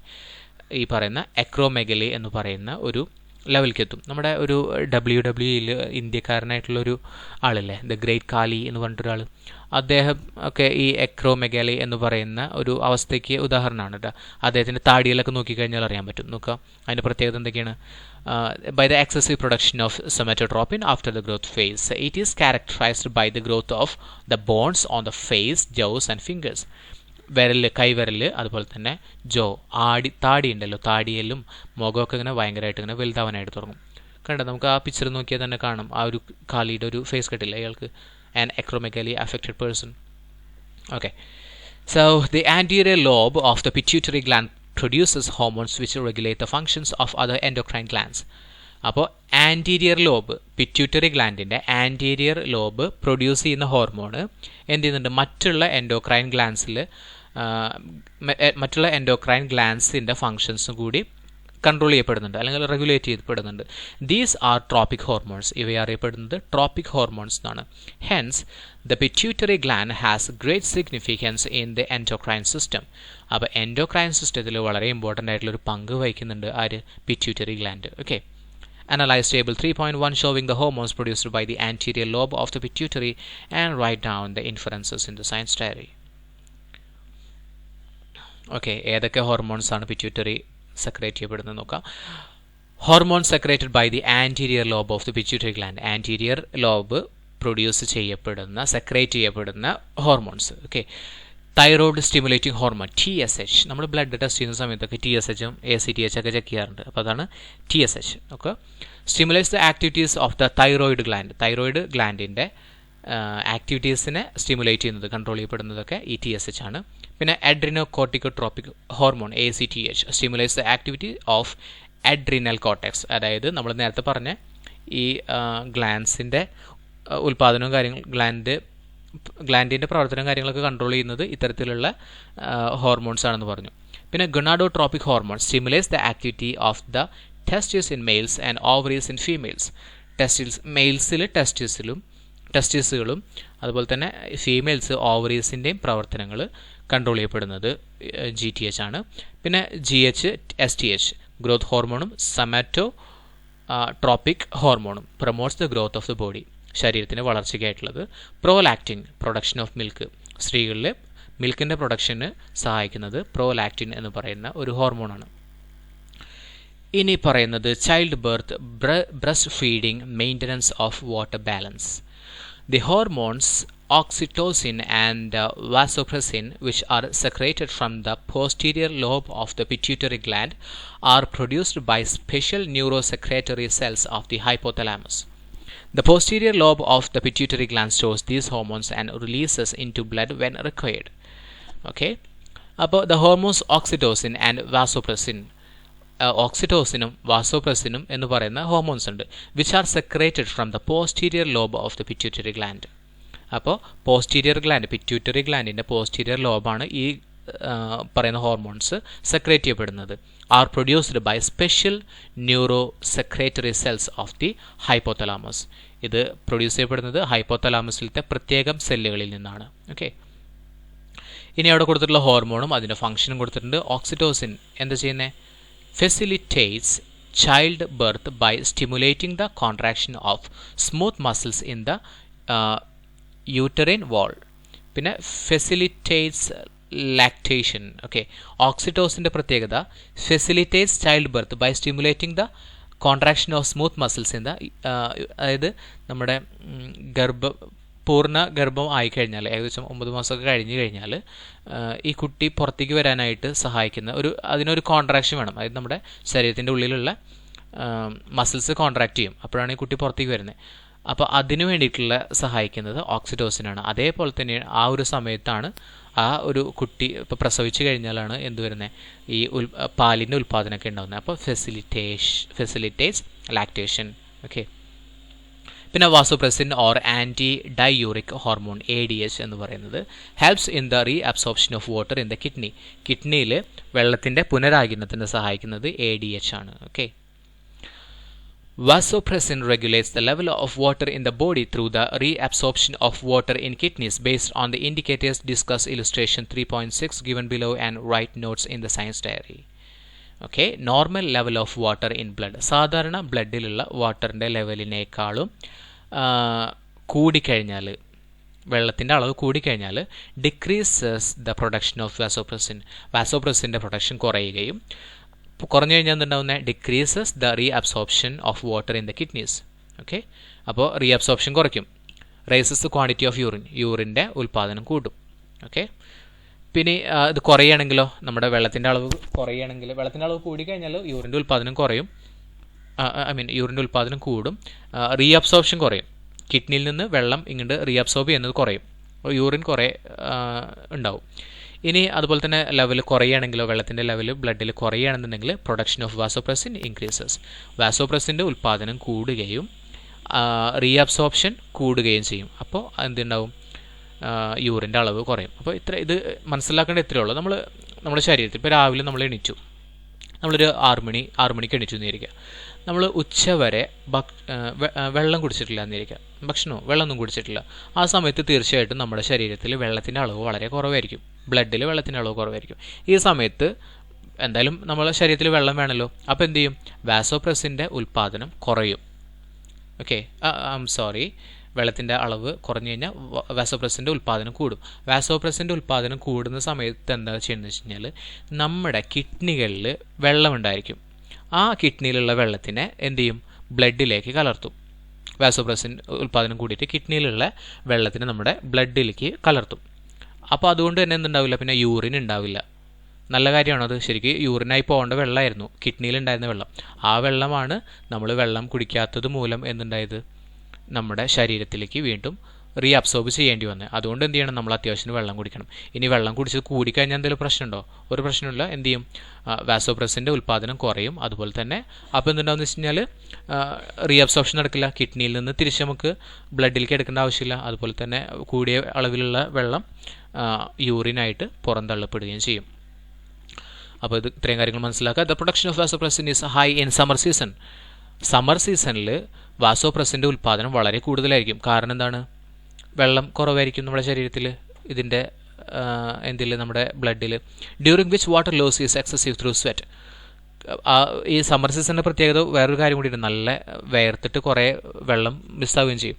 But it is production is less during the winter and rainy season. അപ്പോൾ റെയിനി സീസണിൽ നമ്മൾ ശ്രദ്ധിച്ചാൽ അറിയാൻ പറ്റും, മഴക്കാലത്ത് ഇടയ്ക്കിടയ്ക്ക് ചീച്ചിമുള്ളെന്ന് തോന്നില്ല നമുക്ക്, യൂറിനേഷൻ ഇടയ്ക്കിടയ്ക്ക് ഉണ്ടാവും. കാരണം എന്തുട്ടാ, അതിൻ്റെ ഇപ്പോൾ നോർമൽ ലെവല് അതിനേക്കാൾ കൂടുതലായിട്ടാണ് നമ്മുടെ വെള്ളത്തിൻ്റെ അളവ് എന്നുണ്ടെങ്കിൽ എന്തുണ്ടാവും, യൂറിൻ്റെ ഉൽപ്പാദനം കൂടും എന്നുള്ളതാണ്. Find out the reason for the change in the quantity of urine expelled during the summer and rainy season. അതായത് നല്ല വേനൽക്കാലത്ത് യൂറിൻ്റെ അളവ് കുറവായിരിക്കും, കാരണം വാസോപ്രസിൻ്റെ ഉൽപ്പാദനം കൂടുന്നു. നല്ല മഴക്കാലത്ത് നമ്മുടെ ശരീരത്തിൽ അത്യാവശ്യം, നമ്മുടെ ബ്ലഡിൽ അത്യാവശ്യം വെള്ളം ഉണ്ടായിരിക്കും. അതുകൊണ്ട് വാസോപ്രസിൻ്റെ ഉൽപ്പാദനം കുറയുകയും യൂറിന് കൂടുതൽ ഉണ്ടാവുകയും ചെയ്യുന്നു. ഇത്രയും കാര്യങ്ങളാണ്. How does decrease in the secretion of vasopressin affect the body? Note down your assumption. When the production of vasopressin decreases, the reabsorption of water in the kidneys is decreased and excess amount of urine is eliminated. This condition is known as diabetes insipidus. Frequent urination, increased thirst, etc. are the symptoms. അപ്പോൾ diabetes insipidus എന്ന് പറഞ്ഞാൽ എന്താണെന്ന് നോക്കാം. When the production of vasopressin decreases, വാസോപ്രസിൻ്റെ ഉൽപ്പാദനം കുറയുന്ന സമയത്ത് the reabsorption of water in the kidneys is decreased. അപ്പോൾ റീഅബ്സോർപ്ഷൻ കുറയും. ഈ സമയത്ത് എന്തുണ്ടാവും, എക്സസ് എമൗണ്ട് ഓഫ് യൂറിൻ പുറന്തള്ളപ്പെടും. ഇതിനെ പറയുന്നതാണ് ഡയബറ്റീസ് ഇൻസിപ്പിഡസ് എന്ന് പറയുന്നത്. അപ്പോൾ ഇടയ്ക്കിടയ്ക്ക് യൂറിനേഷനും അതുപോലെ തന്നെ നല്ല ദാഹവും ഒക്കെ ഇതിൻ്റെ പ്രത്യേകതകളാണ്.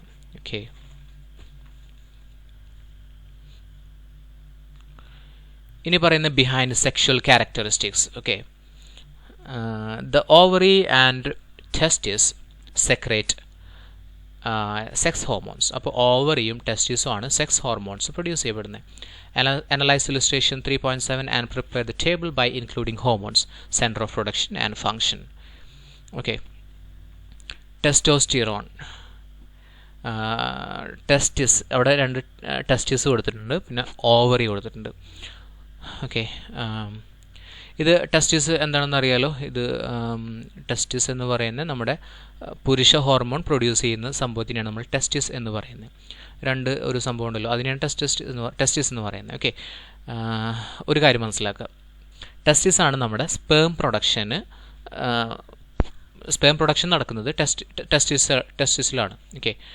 സ്പേം എന്ന് പറയുന്നത് നമുക്കറിയാം, നമ്മളെ ഒരു കുട്ടി ഉണ്ടാവുന്നുണ്ടെങ്കിൽ നമ്മുടെ മെയിൽ ആണുങ്ങളിൽ സ്പേം പ്രൊഡ്യൂസ് ചെയ്തതിന് ശേഷമാണ് കുട്ടി ഉണ്ടാകുന്നത്. അപ്പോൾ നിങ്ങൾക്ക് ഒരു വളരെ ഇമ്പോർട്ടൻ്റ് ആയിട്ടുള്ള കാര്യം കൂടി പറയാം. ഇപ്പോൾ ഒരുപാട് ആളുകളിൽ ഇങ്ങനെ കുട്ടികളൊന്നും ഉണ്ടാവുന്നില്ല. അപ്പോൾ കല്യാണം കഴിഞ്ഞ് കുട്ടികളൊന്നും ഉണ്ടാവുന്നില്ല. കാരണം എന്താ വെച്ച് കഴിഞ്ഞാൽ ഹീറ്റ് കൂടുന്നതുകൊണ്ടാണ്, അതായത് ചൂട് കൂടുന്നതുകൊണ്ടാണ്. അപ്പോൾ കാരണം ഒന്ന് മനസ്സിലാക്കി വയ്ക്കുക. അപ്പോൾ നിങ്ങൾ വളർന്നു വരുന്ന ഇതൊക്കെയാണെന്നുണ്ടെങ്കിലും അത് ശ്രദ്ധിക്കാനായിട്ട് നോക്കാം. നമുക്ക് നോക്കിയാൽ അറിയാൻ പറ്റും ടെസ്റ്റിസിൻ്റെ ഇത് പ്ലേസ് ചെയ്തിട്ടുള്ള എവിടെയാണ്? പുറത്താണ്. ടെസ്റ്റിസിൻ്റെത് പുറത്താണ്. ഓവറി ആണെങ്കിൽ ഉള്ളിലും, ടെസ്റ്റിസ് പുറത്താണ്. ഓവറി എന്ന് പറഞ്ഞാൽ സ്ത്രീകളിലുള്ളതാണ് ഓവറി. അത് അവരുടെ ശരീരത്തിനുള്ളിലാണ്, അല്ലാതെ പുറത്തേക്കൊന്നുമില്ല. ടെസ്റ്റിസ് എന്ന് പറയുന്നത് നമ്മുടെ ശരീരത്തിന് പുറത്താണ് എന്ന് വെച്ച് കഴിഞ്ഞാൽ നമ്മുടെ സ്പേം പ്രൊഡ്യൂസ് ചെയ്യണമെങ്കിൽ നമ്മുടെ ബോഡി ടെമ്പറേച്ചർ ഏകദേശം 37 ഡിഗ്രി സെൽഷ്യസ് ഒക്കെയാണ് നമ്മുടെ ബോഡി ടെമ്പറേച്ചർ വരുന്നത്.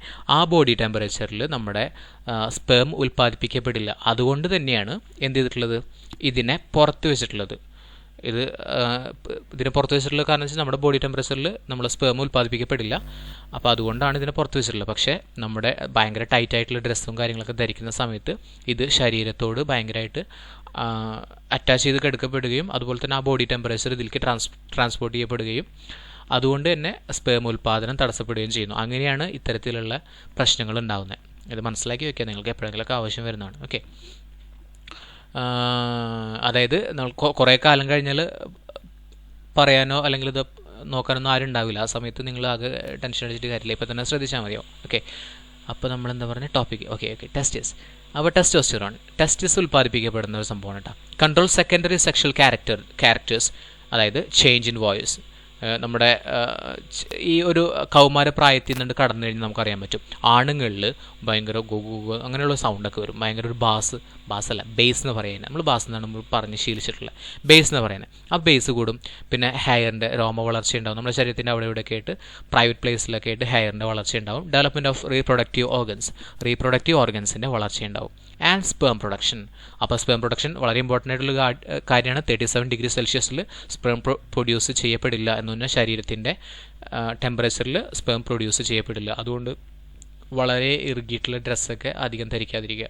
ഈവൻ നൈറ്റിലൊക്കെ ആണെങ്കിലും അധികം ധരിക്കാതിരുന്നാൽ മതിയോ. Okay, and oestrogen and progesterone ആണ് നമ്മുടെ സ്ത്രീകളിൽ ഉൽപ്പാദിപ്പിക്കപ്പെടുന്ന ഹോർമോൺ. ഓക്കെ, അപ്പോൾ oestrogen controls secondary sexual characters, ovulation, menstrual cycle etcetera.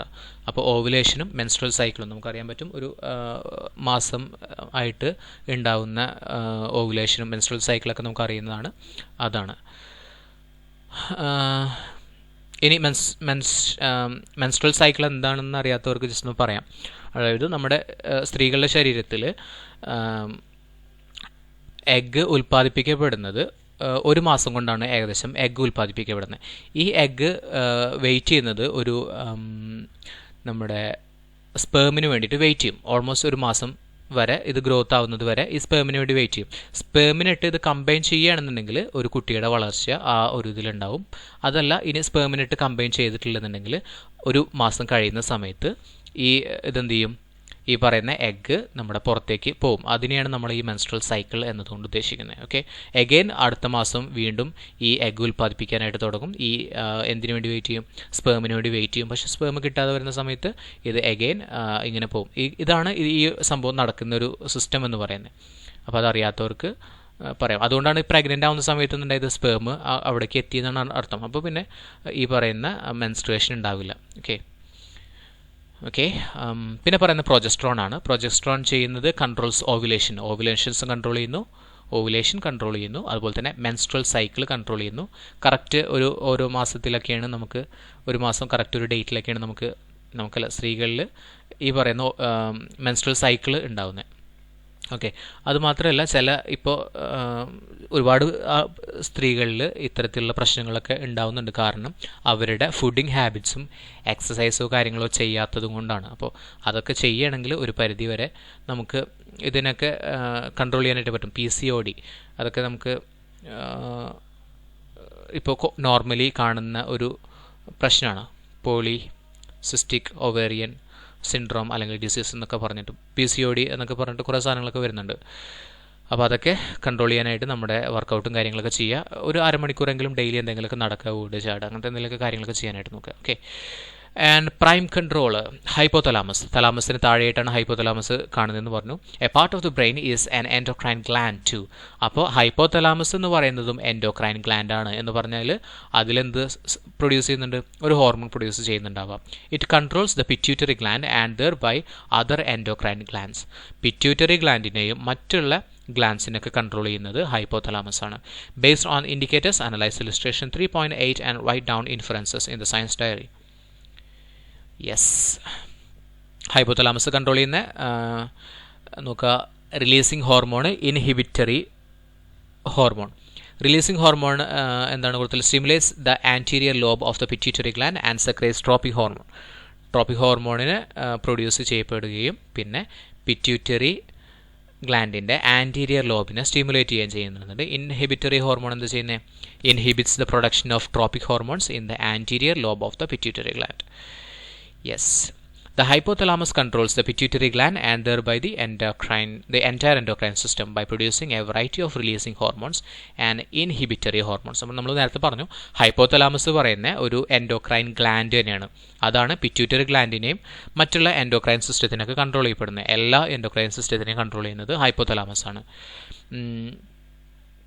അതുപോലെ തന്നെ ഈ പറയുന്ന വെറൈറ്റി ഓഫ് റിലീസിങ് ഹോർമോണും ഇൻഹിബിറ്ററി ഹോർമോണും ഈ ഹൈപ്പോതലാമസ് ആണ് പ്രൊഡ്യൂസ് ചെയ്യുന്നത്. അതിൻ്റെ ഫലമായിട്ടാണ്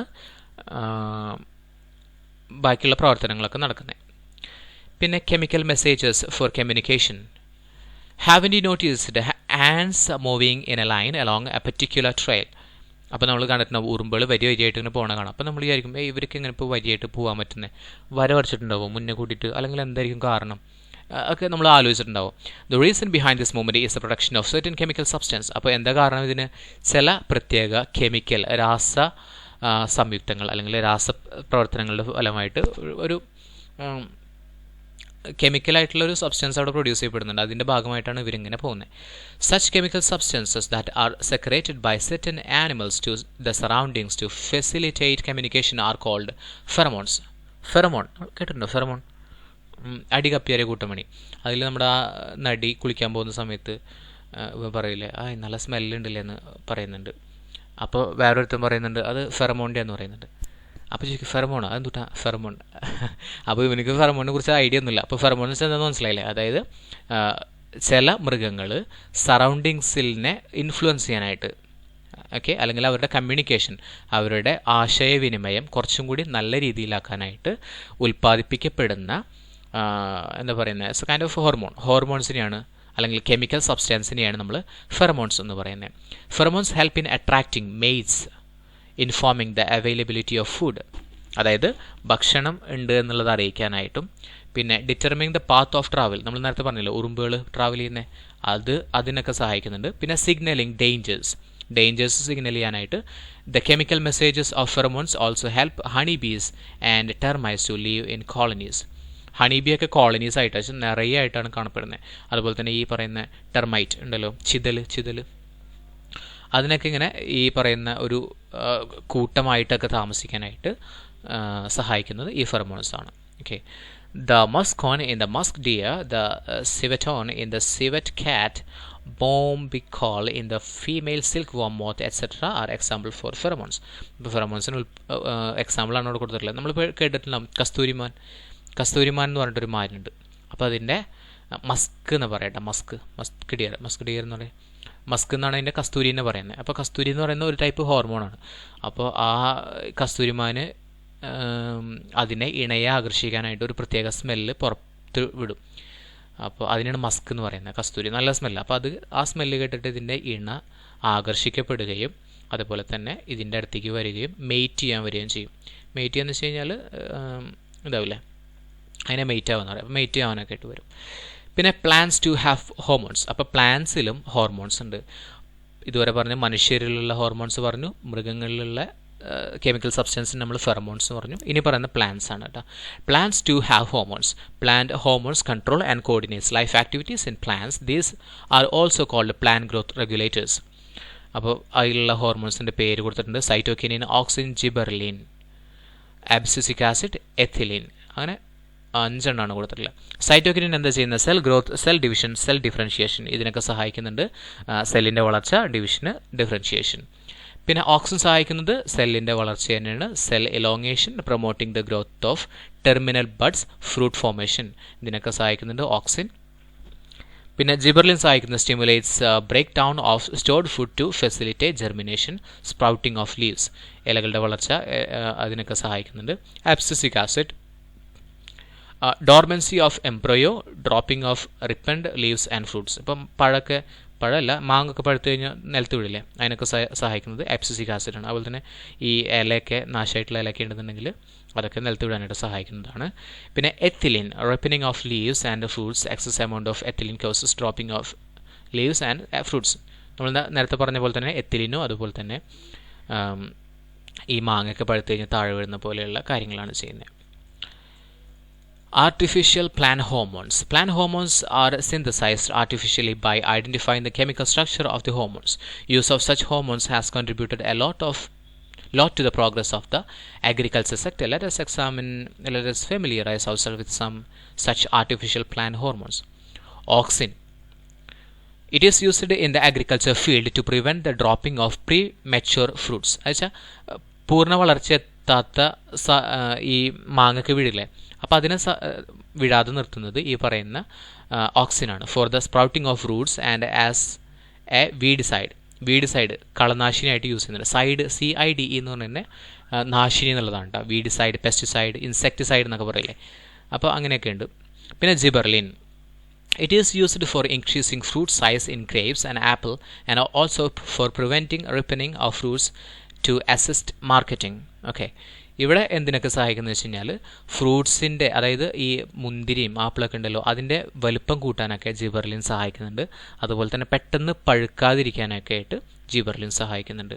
പെട്ടെന്ന് പഴുത്താൽ എന്താ സംഭവം എന്ന് വെച്ച് കഴിഞ്ഞാൽ ആപ്പിൾ ഉണ്ടായി നമ്മളത് മാർക്കറ്റിൽ കൊണ്ടുപോകുന്ന സമയത്ത് പെട്ടെന്ന് പഴുത്ത് കഴിഞ്ഞാൽ പെട്ടെന്ന് ചീഞ്ഞ് പോകും. അപ്പോൾ ജിബർലിൻ അടിച്ചു കഴിഞ്ഞാൽ എന്ത് ചെയ്യില്ല, അത് ഈ ഹോർമോൺ അതിൽ ആഡ് ചെയ്ത് കഴിഞ്ഞാൽ അത് പെട്ടെന്ന് പഴുക്കില്ല, കുറേ കാലം അവിടെ നിൽക്കും. ഓക്കെ, പിന്നെ എത്തിലിൻ പറഞ്ഞാൽ ethylene is used for the flowering of pineapple plants at a time and for the ripening of tomato, lemon, orange etcetera.